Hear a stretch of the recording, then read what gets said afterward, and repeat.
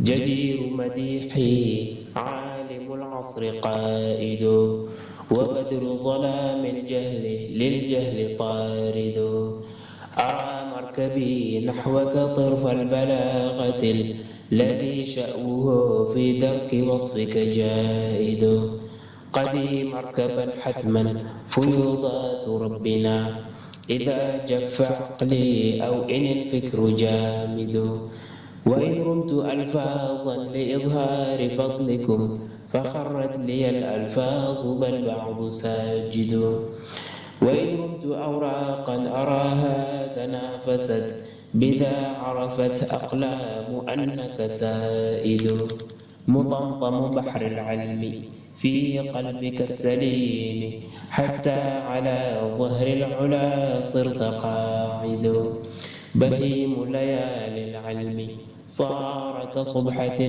لتبيانكم غرا وحتى الأساود فتاويك قار للمسائل مطفئ صلاء لها للجاهلين مرافد.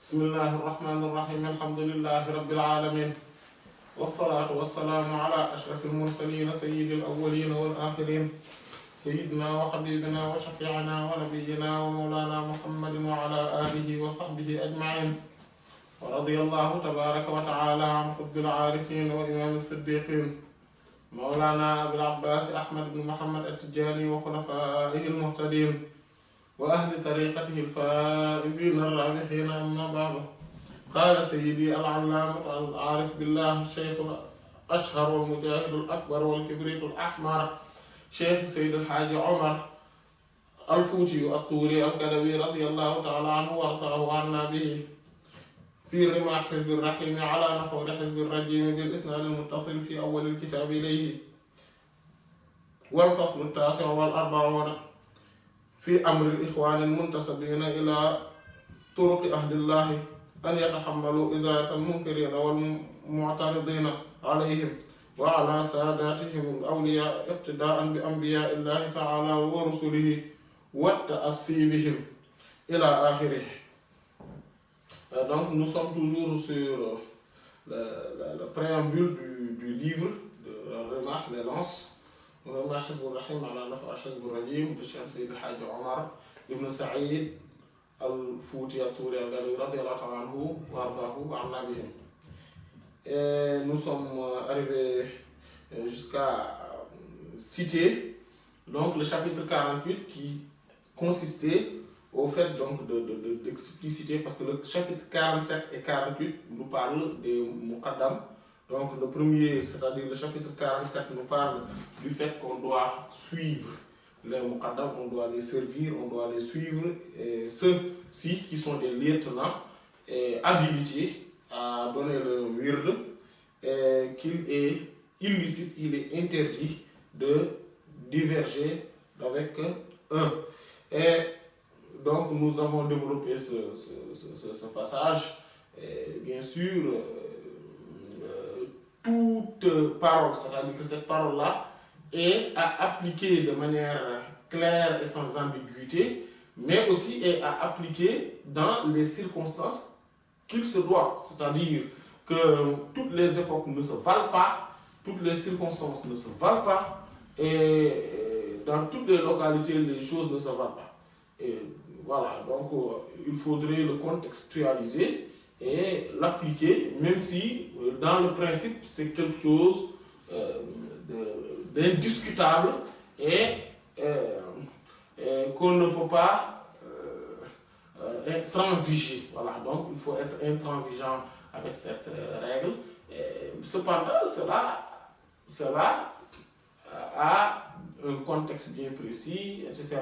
Donc parfois, on peut être amené, surtout à notre époque, à voir le contraire tout simplement. Comme nous le savons, comme nous le avions dit lors de la séance précédente, que beaucoup de Muqaddam à notre époque, en fait, le titre de Muqaddam est tellement banalisé et tellement dilapidé, de telle sorte que cela est devenu un titre honorifique. En fait, tous ces titres-là, à notre époque, Cheikh, si c'est nous, bon, les Wolofs, on dit Serigne, Karamba, etc. Chez les sorciers, etc. Tchernon, chez les Toucouleurs, les Poulats, etc. Tout ça, Muqaddam, et même le terme Khalifa, etc. Tout ça, maintenant, ce sont des mots qui sont devenus banalisés. De telle sorte que ces titres-là ne valent plus ce que cela valait il y a quelques temps, il y a quelques siècles, ou il y a quelques moments. Et on voit, voilà, maintenant on parle de Cheikh Bi, c'est-à-dire le Cheikh, en fait, en parlant de quelqu'un qui est mondain. On parle du Muqaddam, voilà, le Muqaddam de tel, en parlant de quelqu'un qui ne connaît rien du cheminement spirituel, ou qui en connaît que peu de choses, ou en parlant de quelqu'un qui ne respecte même pas la prière. Voilà. De quelqu'un qui, en fait, toutes les choses illicites qu'on voit dans la rue, il est dedans. Il le fait, voilà.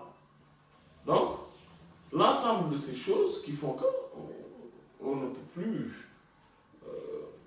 en fait, c'est pour cela qu'on dit qu'il faut quand même contextualiser ces propos-là. Mais, de manière générale, cependant, maintenant, cela reste quand même de manière générale. On doit suivre le Muqaddam, on ne doit pas diverger avec eux. Voilà. Et le 48e chapitre, donc, c'est sur le fait que c'est Muqaddam. Donc, voilà. Donc, le chapitre 47 nous parle de l'attitude que les disciples doivent avoir vis-à-vis des Muqaddam. Mais le chapitre 48 nous parle de l'attitude du Muqaddam. Donc, le Muqaddam en tant que prêcheur, prédicateur, et celui qui appelle les gens vers Allah subhanahu wa ta'ala et vers la droiture. Ce Muqaddam, donc, il est le lieutenant, donc il est mis en avant. Le mot Muqaddam signifie mot pour mot, quelqu'un qui est mis en avant. Voilà, quelqu'un qui est mis en avant. Donc, c'est quelqu'un qui est mis en avant vers le cheminement, ou bien dans le cheminement vers Allah subhanahu wa ta'ala, dans l'appel vers la droiture, vers la rectitude. Donc, celui-ci qui est mis en avant pour cela doit être un exemple. Doit être un exemple. Et il dit, a fortiori, les khalifs, surtout les khalifs, eux qui sont nommés khalifs par ceux qui étaient khalifs, ceux-ci doivent aussi être exemplaires. Et dans leur exemplarité, ils doivent être des gens endurants, patients et qui supportent les méfaits et les malveillances provenant de disciples, mais de manière générale des créatures, comme ceux avant eux ont été endurants, patients et supporter aussi les méfaits et les malveillances provenant des gens. Donc c'est ce qu'il a développé dans le chapitre 48. Et donc il dit wal faslu tasi'u wal arba'un. Le chapitre 49.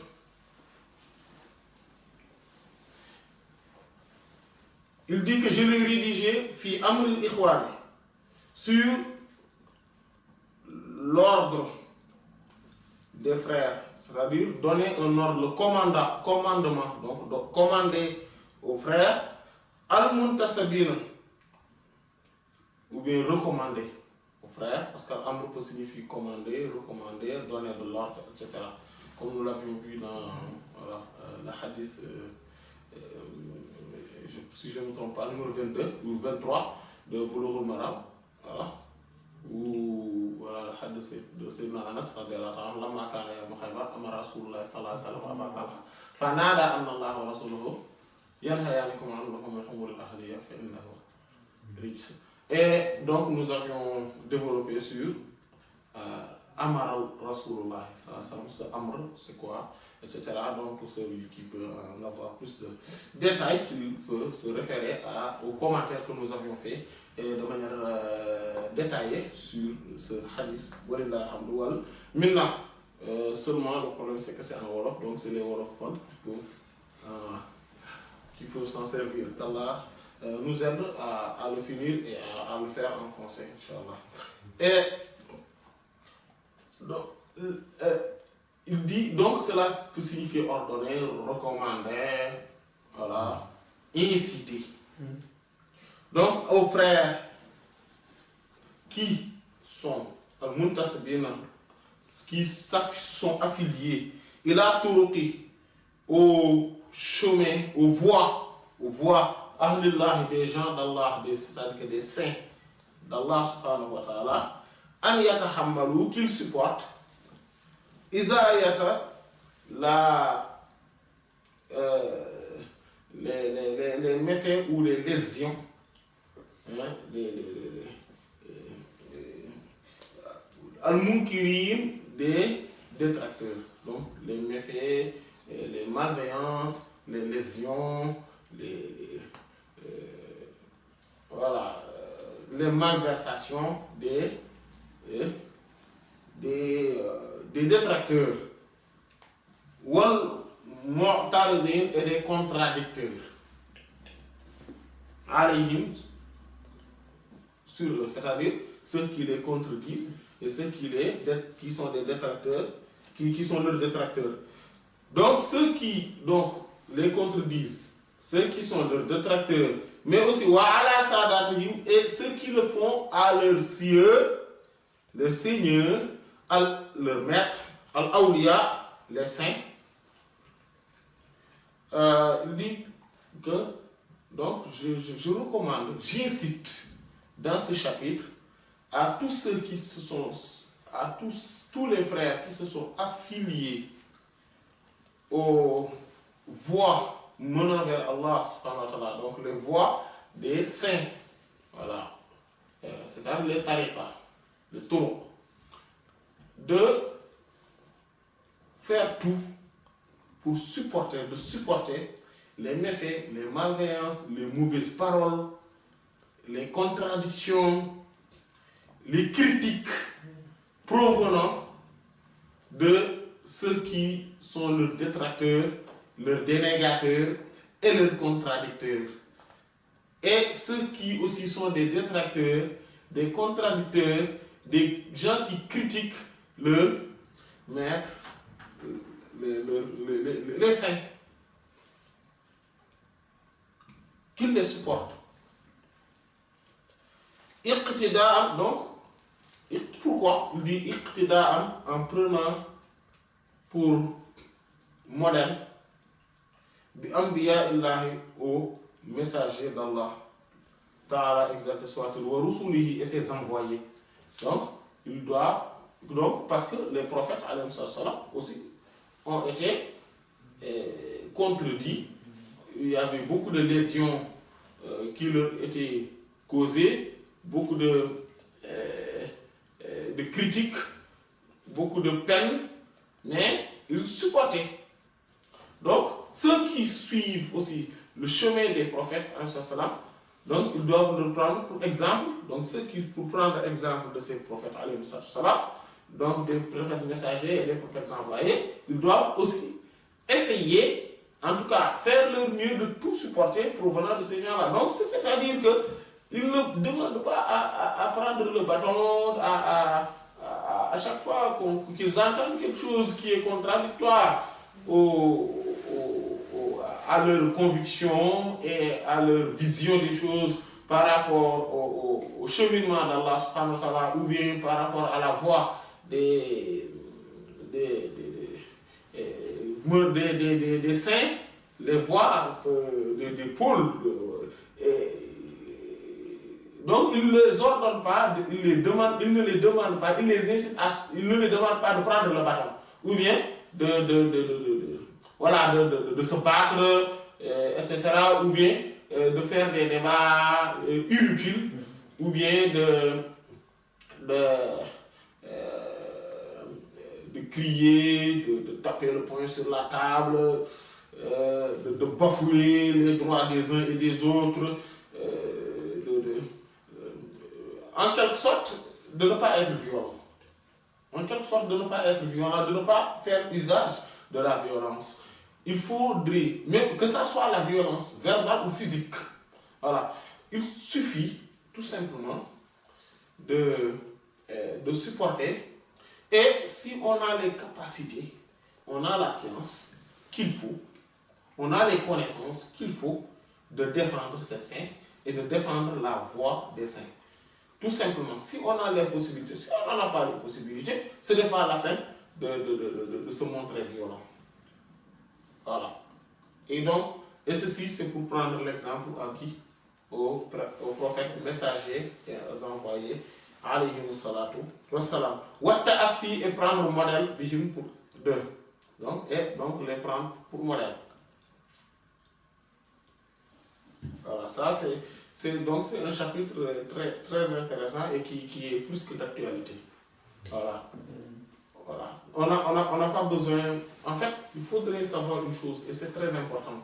Et ceci, maintenant, à notre époque, beaucoup parmi ceux qui suivent les voies des maîtres soufis, soit l'ignorent ou ne l'acceptent pas, ou bien peinent à l'appliquer.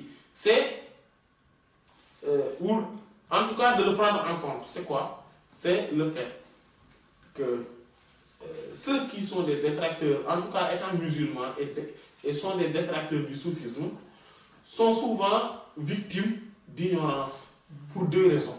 La première chose, c'est le fait que les propos des soufis, de manière générale, il y en a une partie qui les échappe, qu'ils n'arrivent pas à comprendre, qui est trop profond pour leur compréhension. Et ce qui fait que parfois ils sont bien intentionnés, mais pour eux, ils défendent la religion. Donc ils critiquent. Et pour eux, ils défendent la religion.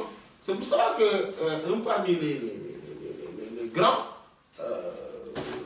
si je ne me trompe pas, c'est Achibli ou quelqu'un, en tout cas parmi les grands,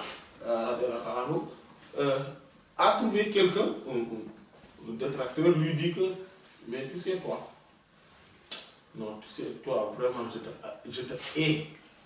Non, si tu connais, si tu savais combien je te hais, non, tu ne serais jamais devant moi là. Je te hais.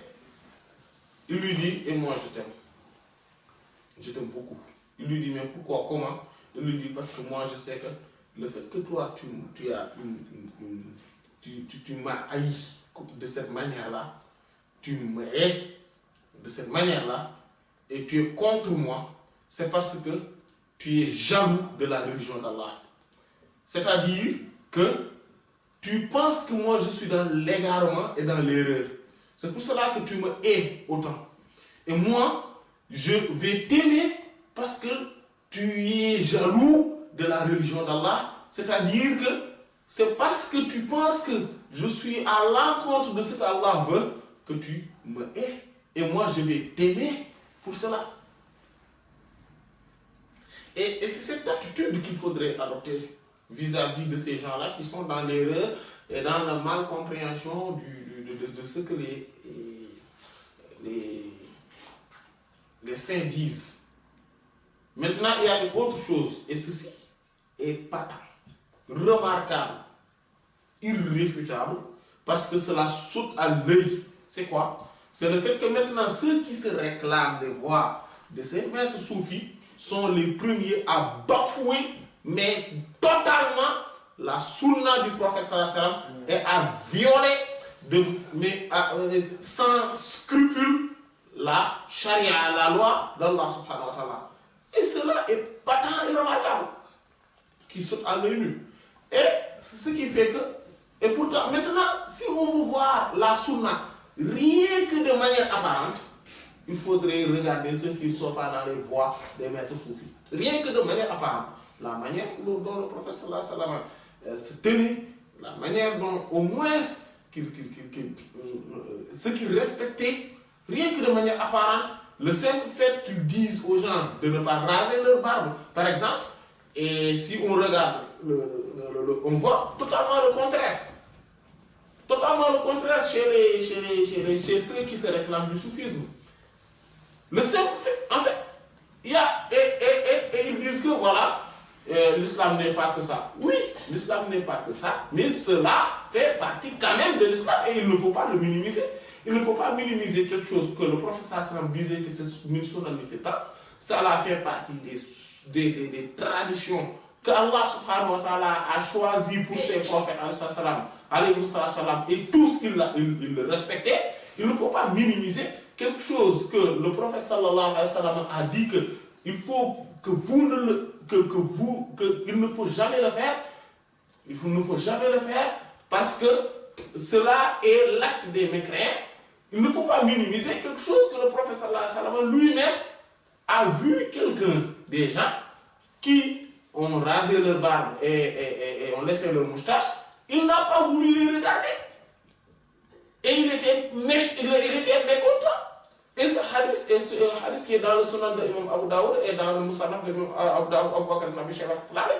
Et c'est un hadith qui est hassan. Et si le professeur Sam est mécontent et se détourne de lui, parce que tout simplement il a vu qu'il a rasé sa barbe, heureusement que c'est. Mais si on dit que ce n'est rien, ce n'est que de l'apparence, c'est minimisé, mais c'est parce que tout simplement on ne sait pas en fait, on n'est pas à même de mesurer ce qui est grave de ce qui n'est pas grave. Parce que ce qui rend mécontent le professeur, si on pense que ce n'est pas grave, mais c'est vraiment parce qu'on ne connaît pas ce qui est grave. Etc.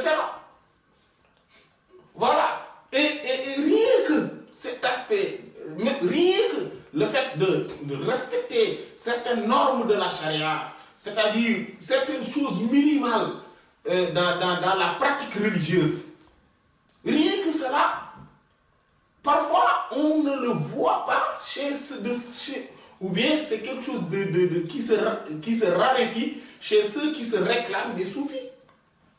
Et c'est plus fréquent chez les gens qui sont même dans l'égarement, dans le sens où ils contredisent les maîtres soufis qui sont plus élevés qu'eux et qui sont plus savants qu'eux. Ils sont dans l'égarement dans ce sens-là. Et dans d'autres sens également. Mais quand même, l'objet de mes propos dans ce sens, c'est juste que, et souvent, et cela on le voit dans plusieurs pays. Dans plusieurs pays. Quelqu'un qui veut connaître la sunna, la loi, la charia, qui veut objectivement adorer son Seigneur et appliquer et voir l'application de la sunna du prophète sallallahu alayhi wa sallam et apprendre même la sunna, souvent il se dirige vers des gens qui ne sont pas dans les voies des maîtres. Alors que, en fait, c'est le monde à l'envers, en fait. C'est le monde à l'envers. Alors que cela devrait être le contraire. Si on voit des gens qui minimisent la sunna, qui ne le respectent pas, etc., souvent ce sont des gens qui se réclament des voies des maîtres soufis. Maintenant, cela ne fait pas. C'est comme si aujourd'hui, si on dit que maintenant l'enseignement est défaillant, il y a beaucoup de problèmes dans l'enseignement, les professeurs ne sont plus talentueux, etc. Cela ne veut pas dire que l'enseignement en tant que tel est mauvais. Cela ne veut pas dire qu'il n'existe pas de bons professeurs. Mais cela veut dire tout simplement que le constat est là. Les professeurs ne sont plus aussi talentueux qu'avant. Le constat est là, mais cela ne veut pas dire que le simple fait d'être professeur est mauvais. Voilà. Maintenant, si on voit des gens qui ne sont pas des professeurs, mais qui, s'ils enseignent à quelqu'un, il connaît plus que ce que le professeur pourrait lui transmettre comme enseignement, cela veut tout simplement dire que le professeur a failli à sa mission. C'est l'objet de ces propos. Et donc, souvent, il y a ces deux aspects-là que nous venons de dire, qui sont très importants et qui font que les gens peuvent critiquer quand même le soufisme et les maîtres soufis. Pourquoi? Parce qu'ils voient devant eux, non seulement ils ne voient pas la sunna, c'est-à-dire rien que de manière apparente, ils ne voient pas la sunna, mais ils ne voient pas aussi, ils ne voient que des bid'a, que des hérésies, hérésie sur hérésie, bid'a sur bid'a, innovation blâmable sur innovation blâmable. Donc c'est quoi? Qu'est-ce que vous voulez? Mais il faut critiquer.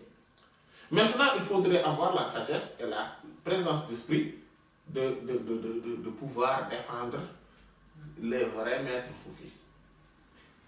Voilà. Et tous ceux qui ont écrit dans le soufisme aussi avaient dénoncé cela. Hein.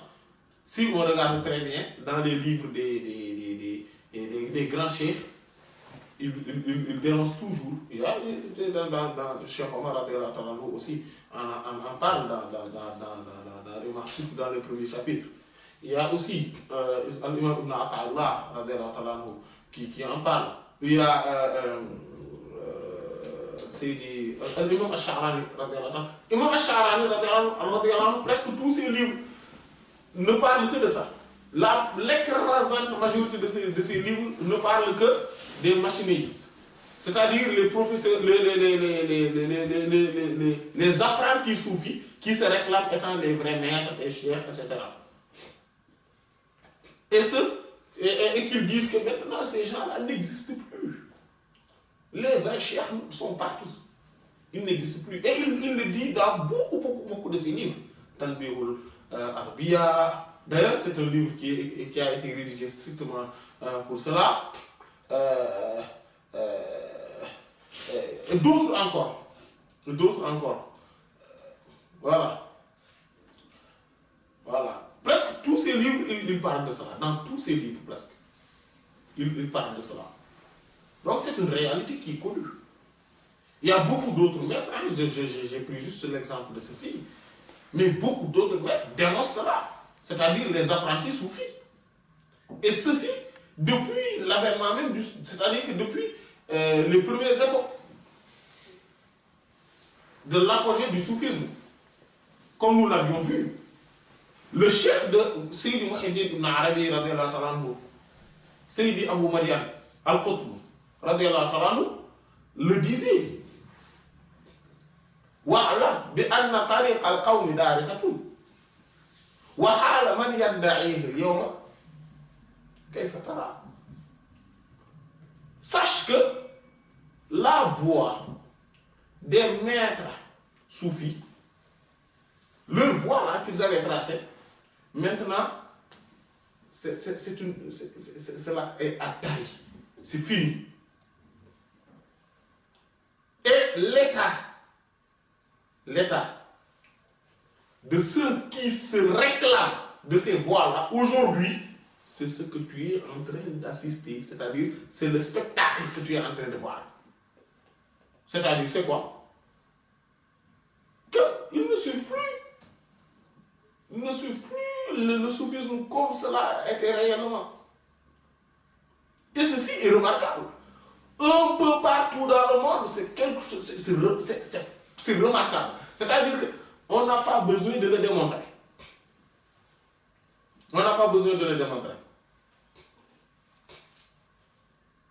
Comme les Wolofs le disent, nous les femmes, qu'elles nous dire. C'est pas comment on le dit en français. Mais voilà, on n'a pas besoin de chercher quelque chose qui est là devant nous. Le soleil n'est pas à démontrer que le soleil existe. Pourquoi? Parce que c'est là, on le voit. On n'a pas besoin de prouver que le soleil est là. Parce que tout le monde a dit, il est là. C'est même si on ne le voit pas, au moins la chaleur du soleil, la température nous touche. Les rayons du soleil nous touchent. C'est pareil. Maintenant, cette réalité-là est remarquable. La plupart des gens ne suivent plus la sunna du prophète sallallahu alayhi wa sallam. Parmi ceux qui se réclament des voies de ces maîtres. Donc, comme on est dans ces cas de figure-là, on doit quand même avoir la décence de comprendre ceux qui critiquent et qui dénigrent les voies de ces maîtres-là. Et ne pas être tout le temps sur la défensive de penser que voilà, ce sont des gens mauvais, ils vont griller en enfer, ils sont, etc. Non, non, non. Essayons d'expliciter les choses, surtout si on a... Et selon les localités, cela varie, la gravité de cette situation varie. Mais dans nos sociétés, par exemple, c'est quelque chose de très extrêmement remarquable. Oui. Aujourd'hui, on arrive en plein Dakar, par exemple, on assiste à une conférence faite par les anti-soufis. On entend les versets du Coran, les hadiths du prophète, on entend un discours, entre guillemets, à peu près correct. Au moins, on sait que ça, on est en train d'entendre quelque chose qui parle de l'islam. On va quelque part ailleurs, c'est-à-dire ceux qui se réclament du soufisme, on les écoute 6 heures de temps, mais on ne tire aucun enseignement. Ou presque. C'est quelque chose de remarquable. C'est quelque chose d'indéniable. Personne ne peut nier cette réalité. Et par conséquent, il nous faudrait quand même avoir un appel vers le retour, vers la droiture et la rectitude que nous a laissé et nous a légué les pieux prédécesseurs dans cette voie menant vers Allah subhanahu wa ta'ala et vers sa présence. Voilà, c'est ça. Il nous le faut. Donc, pour revenir sur cela, donc, on doit quand même, on ne doit pas être tout le temps dans l'adversité. On doit être dans la miséricorde. On doit appeler vers la miséricorde, vers la compréhension. Voilà. De se dire que oui, ceux-ci, s'ils sont contre, c'est parce qu'ils ne comprennent pas. Ce n'est pas parce qu'ils sont mauvais. Ce n'est pas parce qu'ils sont mal intentionnés. Même si parfois on peut en trouver, certes. Mais ce n'est pas ça obligatoirement. C'est par ignorance de l'essence même du soufisme et de ses origines dans le Coran et dans la Sunna du prophète sallallahu alayhi wa sallam. Et que c'est ce même dont Allah subhanahu wa ta'ala a fait suivre le prophète sallallahu alayhi wa sallam. Et c'est ce dont même le prophète sallallahu alayhi wa sallam avait éduqué sur ce même... Le prophète sallallahu alayhi wa sallam avait éduqué ses nobles compagnons, radiyallahu ta'ala, ainsi de suite. C'est ça le soufisme. Le soufisme n'est pas n'est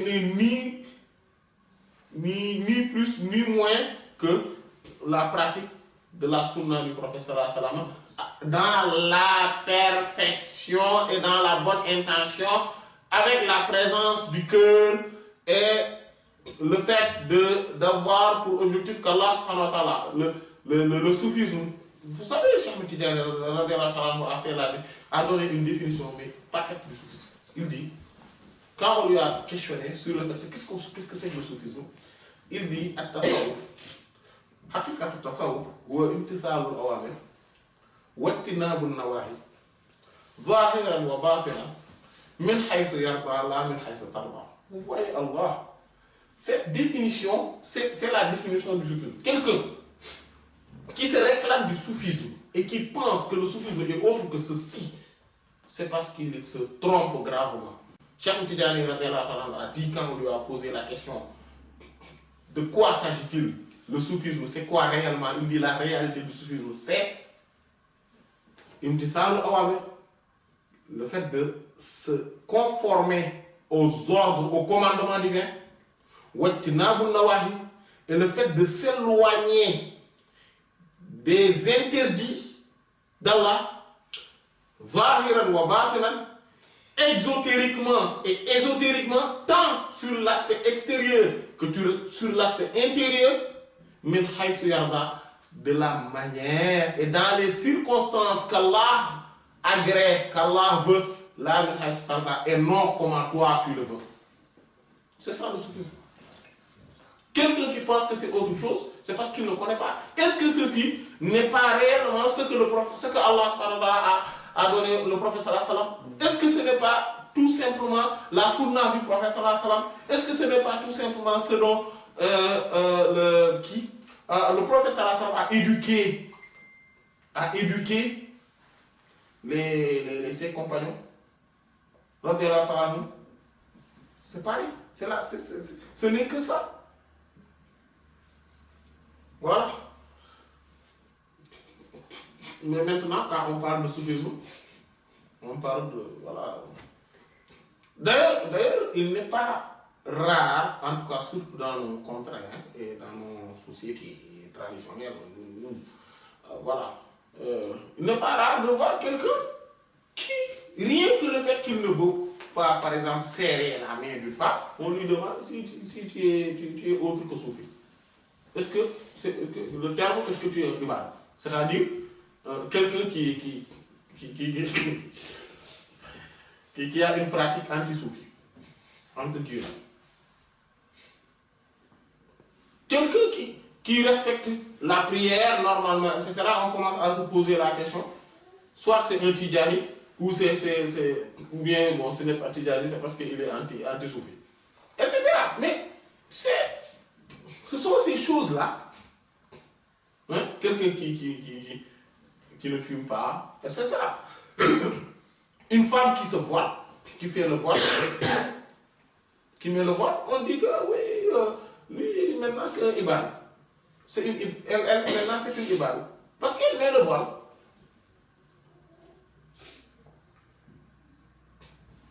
Hein? Etc. Et ceci, tout ce que je suis en train de dire là. Mais tout le monde le sait, hein? En tout cas, tous ceux qui ont fréquenté nos sociétés le savent. Et tous ceux qui ont fréquenté certaines... par exemple, on ne voit jamais, non, soyons clairs, on ne voit jamais, par exemple, un wahhabite. En tout cas, une femme wahhabite qui se réclame de la sunna et qui ne met pas le voile. Ça, je n'ai jamais rencontré cela. Et c'est d'ailleurs utopique. Et c'est même irréel, en fait, et inimaginable, en fait. Une femme, on est d'accord. Mais on voit des femmes qui se réclament du soufisme, de l'amour, voilà, du cheminement spirituel, et qui est habillée n'importe comment. C'est une réalité ou pas? Donc, ce sont les apprentis soufis qui ont fait le plus de tort au soufisme, faisant que ceux qui les dénigrent. Ça, il faut que cet aspect-là, il faut qu'on le prenne en compte.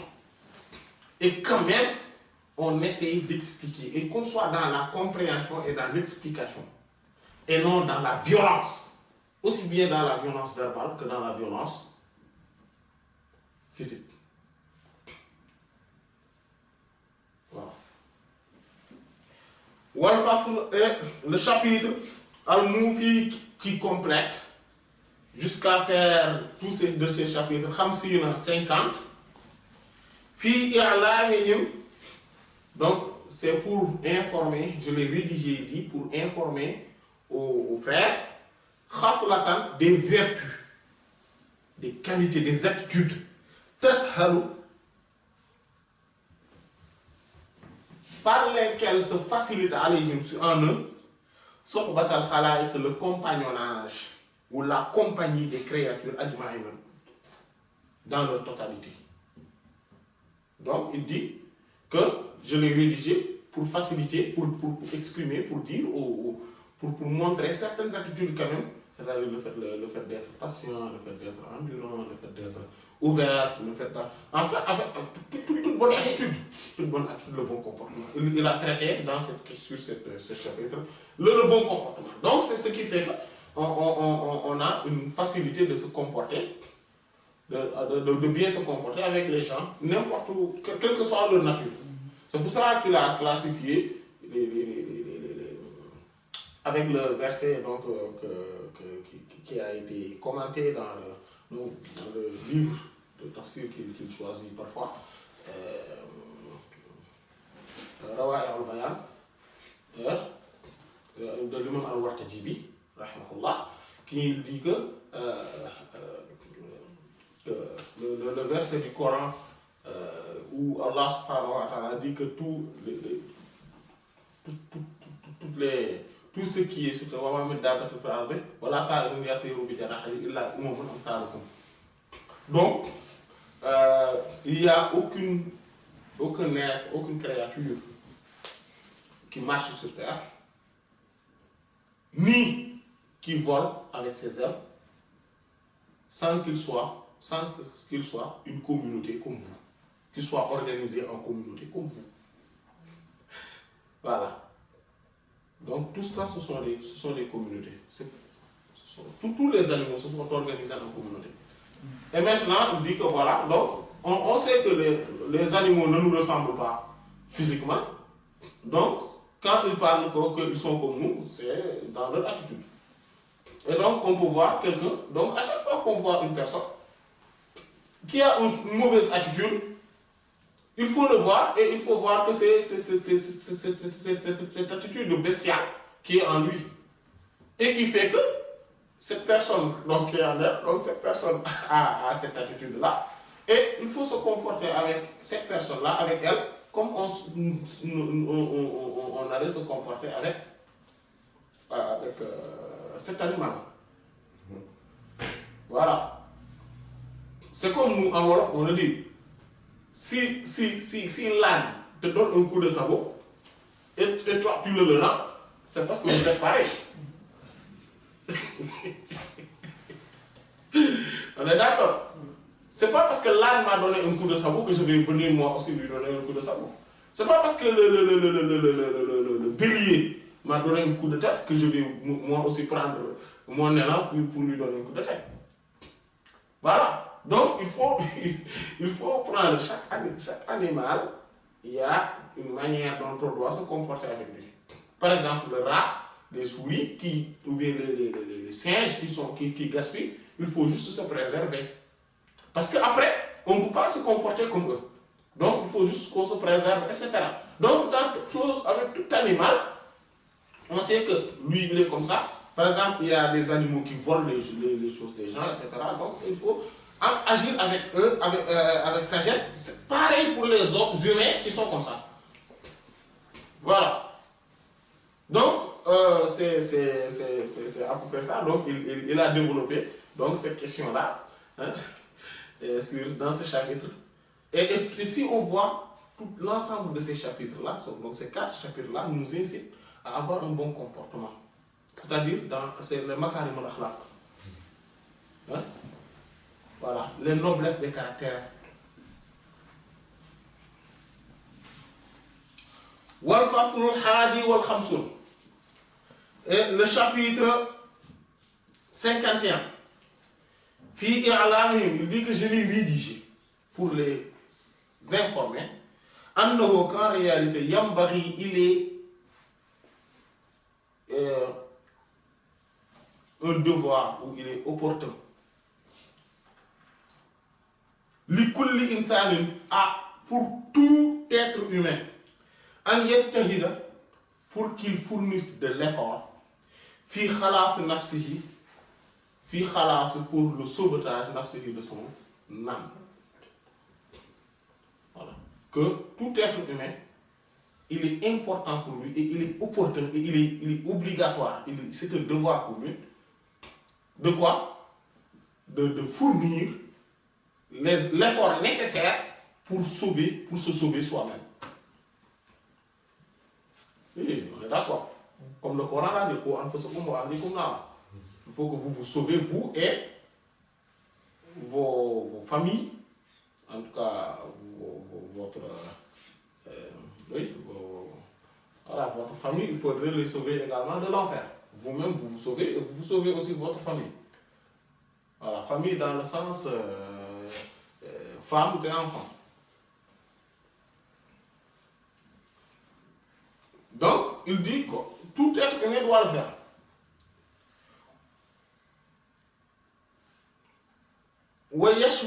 Et qu'il se décarcasse. En ça qu'il dit, en retroussant les manches. C'est-à-dire en faisant tout ce qu'il faut. voilà, c'est-à-dire soulever les manches des pieds ou les manches des mains. Pourquoi? Pour faire tout ce qui, en fait, se préparer, se décarcasser, voilà, et qu'il fasse voilà, qu'il fasse beaucoup d'efforts. Wal ittihad, et de fournir tout effort possible. Fi ibadati rabbihi, dans la servitude, dans l'adoration. Le fait de vouer un culte exclusif à son Seigneur. Ça aussi, il doit tout faire. Il doit se décarcasser pour le faire. Donc, il y a deux choses qu'il a citées pour le moment. C'est quoi? Le fait de tout faire pour se sauver. Parce que ça, c'est obligatoire. La deuxième chose, c'est qu'il faut faire tous les efforts possibles qu'il se décarcasse. Qu'il se surpasse. Pourquoi? Pour être dans la servitude, dans le culte, dans l'adoration de son Seigneur.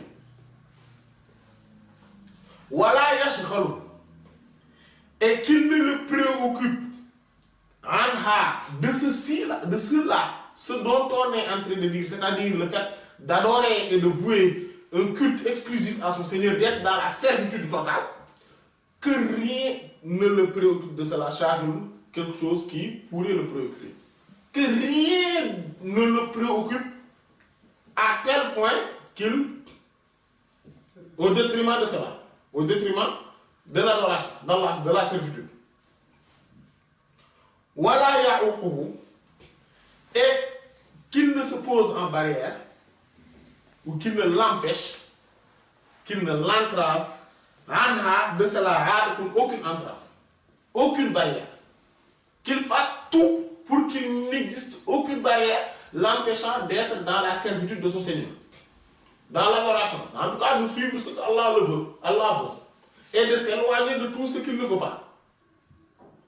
En fait, il doit tout faire pour arriver à cela. Il dit, quelle que soit l'entrave, la barrière qui pourrait se mettre devant lui, qu'il le dégage. Qu'il dégage cette barrière-là. Min ahli, que ça soit les femmes, c'est-à-dire ses épouses, wa walidin, ou ses parents, wa waladin, ou ses enfants, que ça soit ça, qu'il les dégage. Pour être dans, il doit faire tout l'effort pour être dans l'adoration, la servitude de son Seigneur.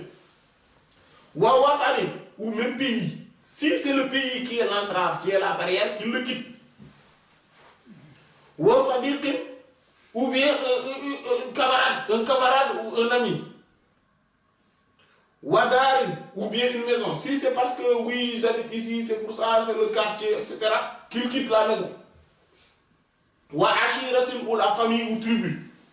Si c'est ça aussi, qu'il les mette de côté. Wa malin, ou bien un bien matériel. Si c'est cela aussi, qu'il le mette de côté. Et faire tous les efforts pour être dans la service de son Seigneur et se sauver. Mais vous voyez le chef, vous voyez,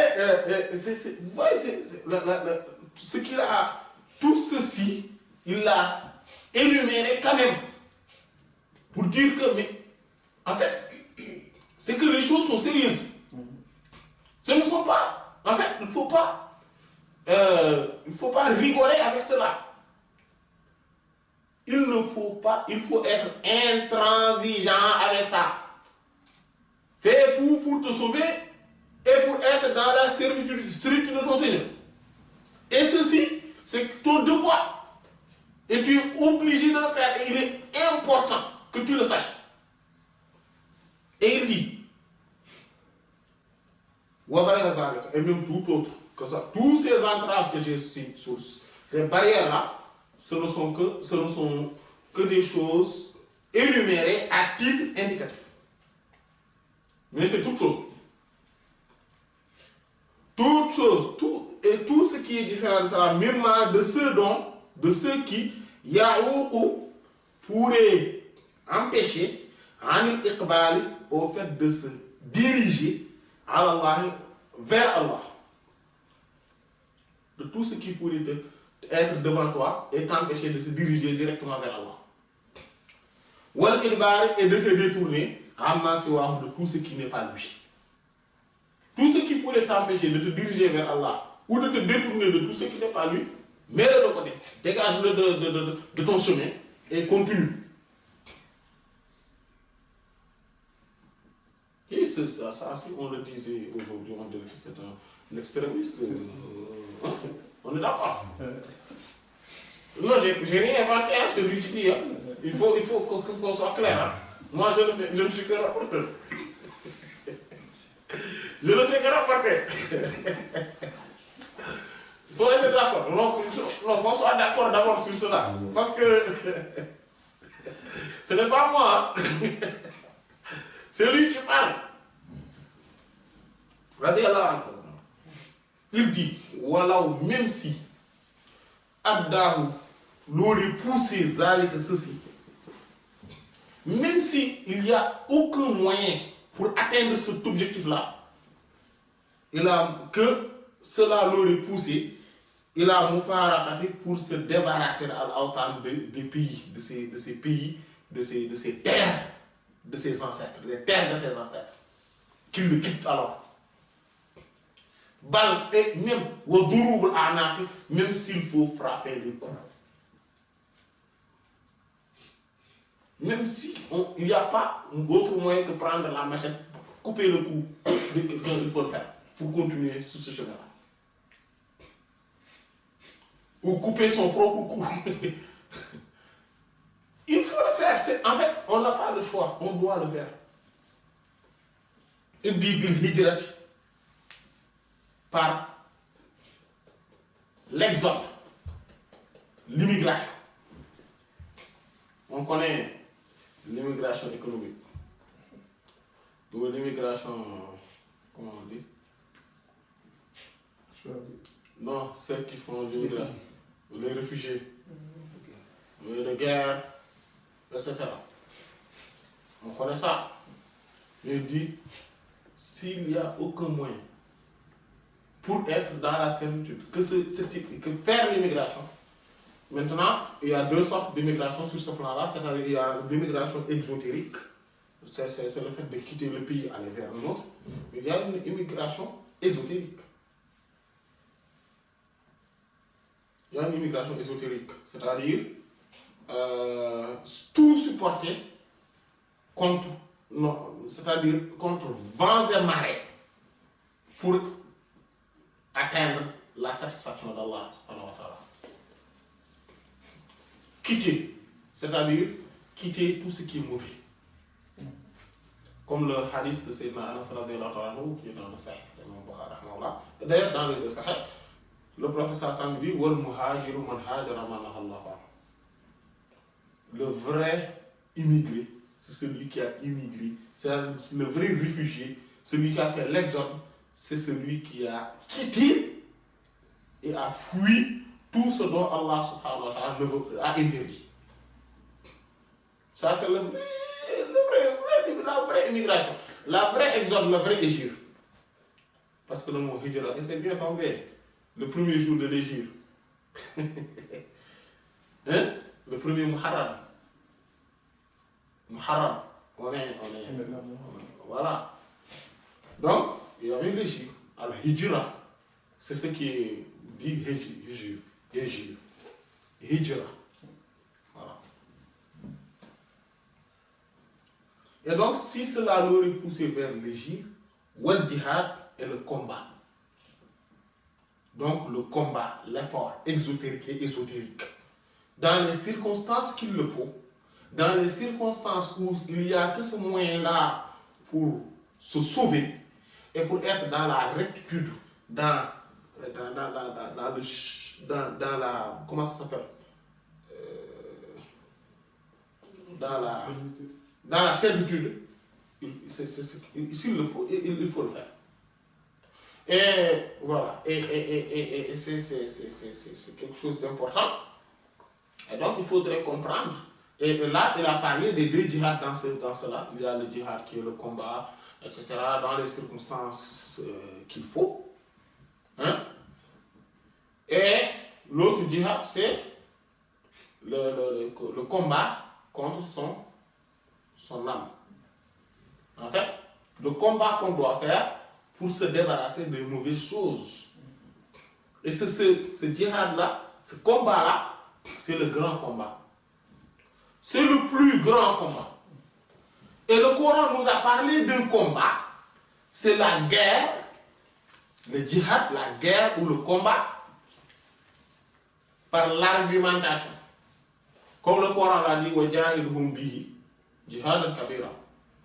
Et combattre à travers ce Coran-là, par ce Coran-là, le grand combat. Un grand combat.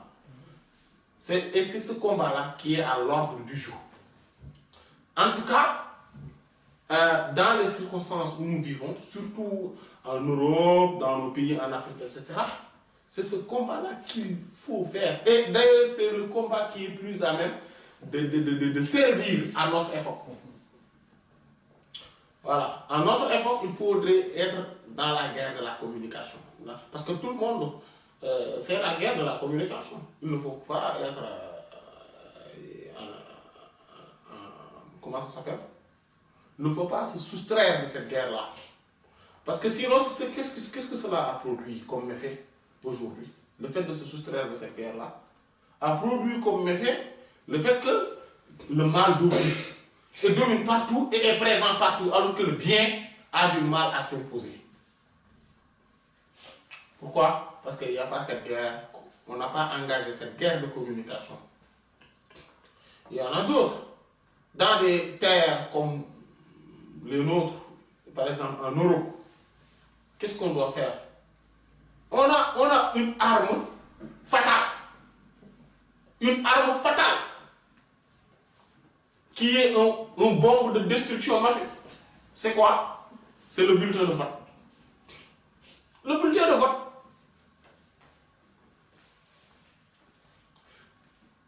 Ah oui, si les musulmans votent, allez à l'urne et voter. Leur présence et leur poids allaient se faire ressentir le plus rapidement possible. Et il faut basculer les élections comme ils veulent. Et ils peuvent se présenter pour dire, écoutez, les politiciens, voici ce qu'on veut, voici ce qu'on impose. Eh bien, appliquez ce que de droit. Et ils peuvent taper le poing sur la table pour dire que nous réclamons ceci et cela. Et d'ailleurs, les politiciens commencent à comprendre cela. Mais ils vont le comprendre plus quand si les musulmans allaient voter. Et c'est cette arme fatale-là. En fait, soulever des armes, surtout dans le contexte qu'on est en Europe, est une comment ça s'appelle? En fait, c'est un manque d'intelligence. C'est un manque d'intelligence. En dehors du fait de tuer les innocents, de faire... C'est un manque d'intelligence énorme. En fait, c'est l'acte des ignorants. Et il y a autre chose. C'est la salie. L'image de l'islam. Parce que maintenant, regardez, vous voyez, quand... Maintenant, voilà... l'image de l'islam se salit à cause de ces gens qui attaquent un peu partout les innocents. Et il y a une autre chose, c'est ce que vous disiez l'autre fois. Si les gens commencent si on voit qu'à chaque fois qu'il y a une recrudescence de violence, ce sont les terroristes musulmans, entre guillemets, qui le font, mais qu'est-ce que cela implique? Qu'est-ce que cela va amener?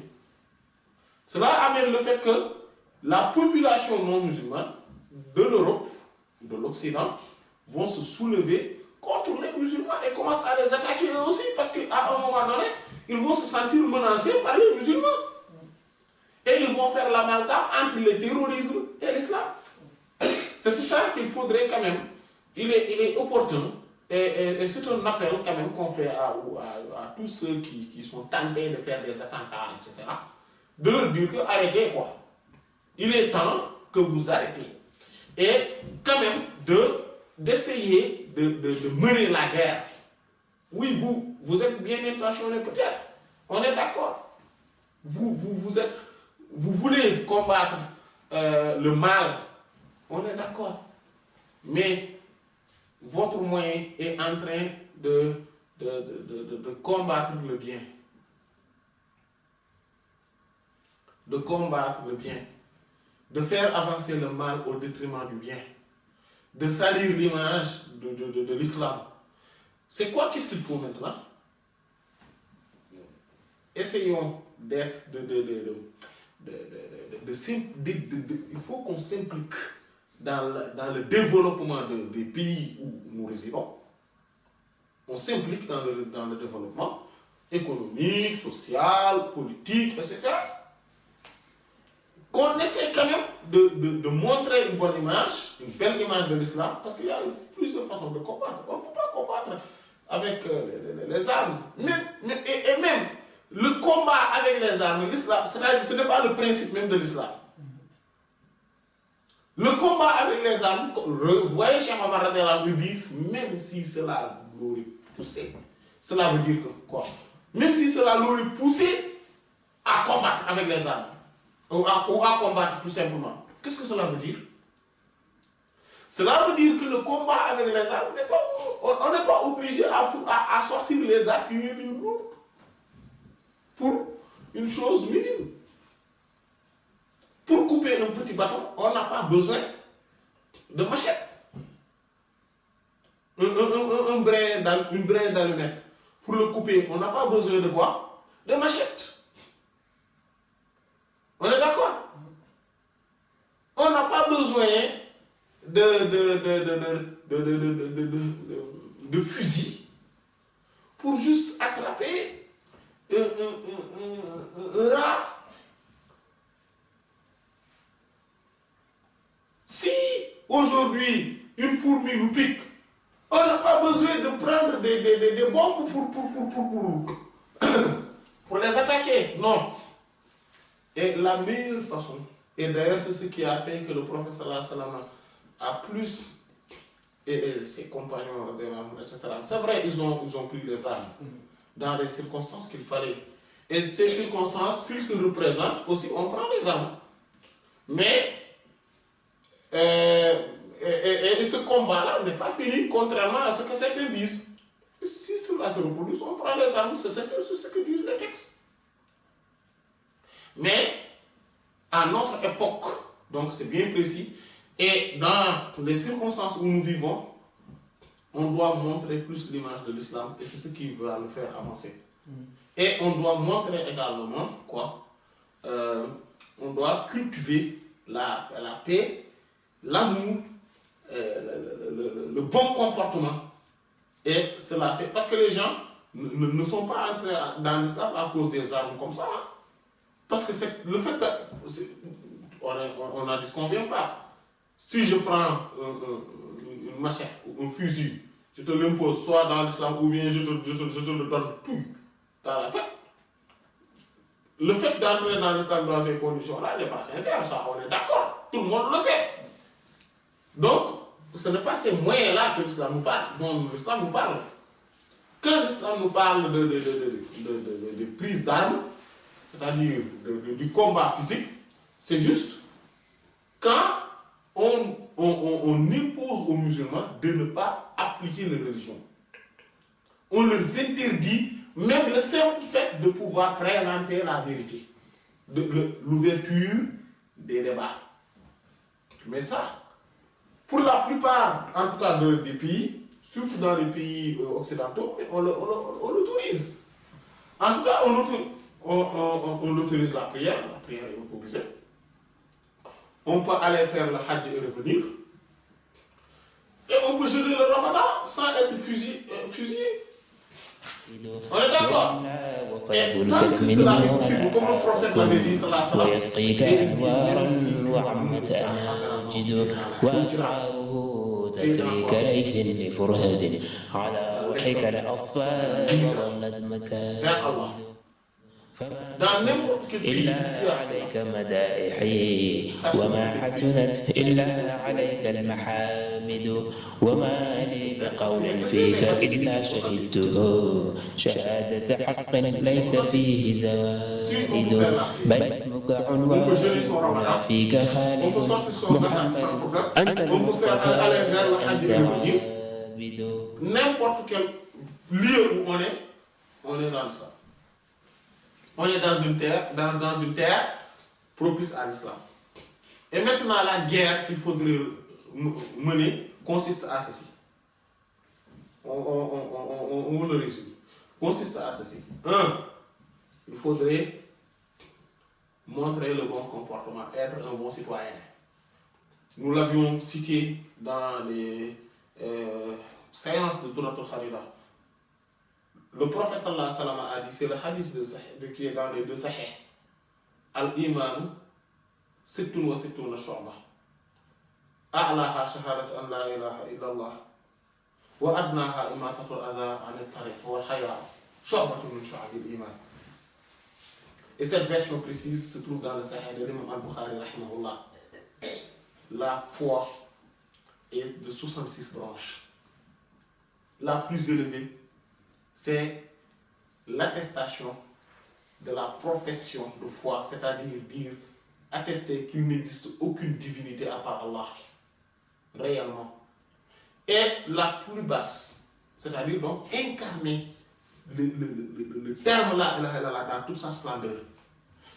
Maintenant, et le témoigner.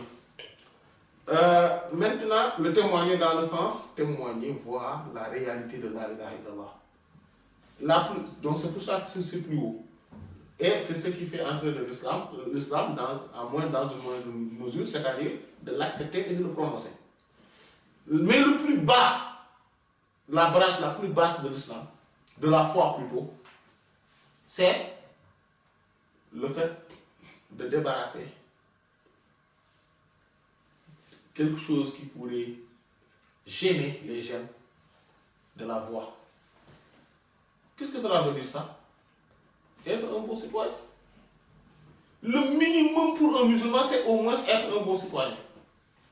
Avoir le comportement minimum, le minimum de bon comportement des citoyens. Et il dit, et la pudeur est une branche, c'est-à-dire importante de la foi. Avoir cette pudeur, cette gêne, qu'on nous voit être un mauvais exemple dans la société, etc. Que ça soit exotériquement, dans l'aspect extérieur, que dans l'aspect intérieur. Et c'est cette guerre-là qu'il faut mener. Être et s'intégrer de manière claire dans la société. C'est quoi? Le bulletin de vote, comme on dit. Déjà, c'est un devoir civique voter. Et c'est important, parce que cela montre qu'on participe. Être honnête dans la vie de tous les jours, que ce soit dans le travail, que ce soit dans... voilà, montrer l'exemple, quoi, en gros. Mais, il y a aussi autre chose, c'est-à-dire être dans les combats de la société. Ce n'est pas normal, par exemple, que quand il y a les syndicalistes qui réclament des choses qu'on ne nous voit pas, nous autres musulmans. C'est comme si, en fait, on ne fait pas partie du pays, ou bien du paysage social. C'est ça. C'est-à-dire qu'il faut participer. Le combat, c'est là où se trouve le combat. Participer positivement. Et ça, c'est une forme de combat. Parce que cela fait partie du combat de la communication aussi. Et maintenant, le vrai combat de la communication, l'apprentissage, la science, les connaissances, la sagesse. Voilà. Et c'est ce qu'il faut. C'est ce qu'il nous faut. Que personne ne nous parle aller en Syrie, faire des. Que personne ne nous parle de faire des attentats. Parce que ce n'est pas là le résultat qu'il nous faut. Maintenant, un musulman pourrait avoir une mauvaise attitude, un mauvais comportement. Par exemple, faire un attentat par-ci, par-là. On va se dire que oui, c'est un musulman qui n'a pas compris la réalité des choses et qui n'est pas. Qui n'a pas. Voilà. En fait, on ne va pas aller jusqu'à dire que c'est un mécréant. Ça, par contre, non. Comme certains le disent, non, c'est un musulman. Parce que le fait d'être musulman, ça veut dire que si c'est un Français qui le fait, par exemple, cela ne fait pas de lui un bon Français, c'est un Français. Donc, c'est un musulman, on est d'accord. Mais, il s'est trompé. Peut-être que même il est extrêmement bien intentionné, mais il est tombé entre les mains des gens qui ne comprennent rien ou bien qui sont mal intentionnés eux et qui l'ont utilisé, etc. Donc tout ça, c'est pour ça. Et il faut aussi et il nous appartient surtout nous, de faire ce travail d'explication, de montrer comment faire ce combat-là pour l'essor de l'islam. Comment le faire. Si on arrive à par exemple, pouvoir faire accepter notre pratique religieuse, quelle que soit cette pratique dans la société, c'est l'objectif. Et pour ça, il faut s'intégrer dans la société, aussi bien économiquement, socialement, politiquement et sur tous les plans. Et il faut avoir un bulletin de vote et voter. Parce que le vote, parce que le politicien, tout ce qui l'intéresse, c'est la masse. C'est-à-dire, c'est celui qui va voter pour lui. C'est ce qui l'intéresse le plus. Voilà. Ça, c'est connu, hein. Et partout. Le politicien, c'est ce qui l'importe le plus. S'il voit qu'on vote, parce qu'il y a des statistiques qui peuvent montrer que dans les quartiers où il y a plus de musulmans, en tout cas, s'ils ne votent pas, ils sachent que les musulmans ne votent pas, donc c'est pas grave, on peut tout faire contre eux. Mais c'est une fois qu'ils votent et qu'ils peuvent basculer, qu'ils peuvent faire basculer, et c'est la réalité, le vote des musulmans pour faire basculer les élections. Ça, on le sait. N'importe quelle élection ici, dans n'importe quelle, que ce soit les élections régionales, départementales, les élections locales, les élections législatives, les élections présidentielles, le vote des musulmans peuvent le faire basculer, mais facilement, rapidement, d'un côté vers l'autre. Pourquoi? Parce que, en fait, la démocratie à l'occidental ne permet pas à un parti politique de dominer de telle sorte que la population musulmane qui y est présente ne peut pas avoir assez de voix pour faire basculer l'électorat ou bien l'élection d'un camp à l'autre. Et c'est clair. Voilà. Et s'ils votent pour ceux qui défendent plus leurs intérêts, le problème est réglé. Et voici, on n'a pas besoin d'armes, on n'a besoin de rien. Le problème est réglé. D'autant plus que, si on montre un bon comportement aux populations avec lesquelles on vit, de manière paisible d'ailleurs pour la plupart du temps, mais où est le problème? Les gens vont avoir une bonne image de l'islam et le message va plus passer. Et voici le djihad qu'il nous faut. C'est ce djihad-là qu'il nous faut. Qu'Allah nous permette de le faire. Donc,